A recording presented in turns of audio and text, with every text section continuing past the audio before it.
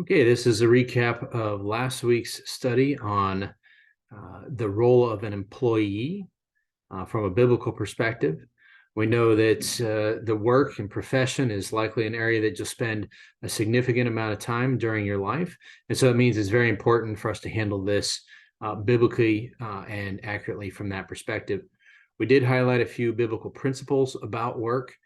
First of all, remember that God created work prior to the fall. We find in Genesis chapter 2 and verse 15 that God directed Adam to tend to the garden. And so work itself is not a curse. While, yes, the curse did make work much more difficult for Adam, the work itself is not a curse.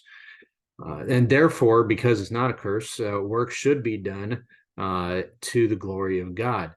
Colossians chapter 3 and verse 17, and also in verse 23 reminds us to do things heartily as to the Lord and not unto men.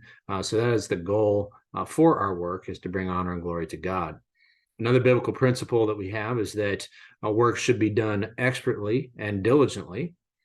Solomon wrote in Ecclesiastes chapter 9 and verse 10 to remind us that whatsoever thine hand findeth to do, do it with all thy might.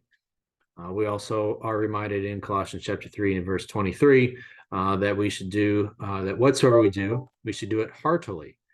So doing it with all of our effort. So that's the way that our work should be done. And each person then should also do his or her part. It's another principle that we find about work within the scriptures. Paul reminds the Thessalonian believers in 2 Thessalonians chapter 3 and verse 10 that if a man doesn't work, then he shouldn't eat. So it's not just a handful of folks that are working, but each person has their part.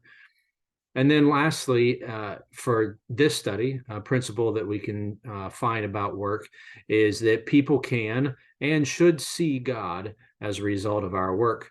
Matthew chapter 5 and verse 16 challenges us to be a light in the world.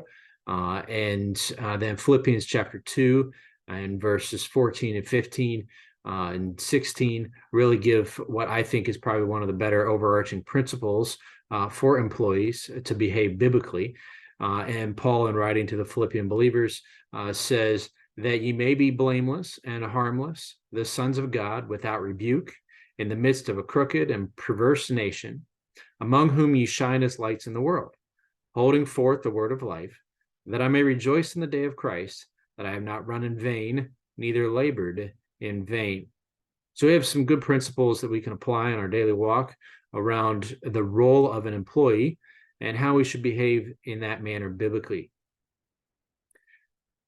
I hope this is something that is a good reminder for each one of you as you go about your own job, whatever that job might be, however grand or small, large or difficult or easy it might be. We remember that we are doing things for the glory of God and to point people to Him.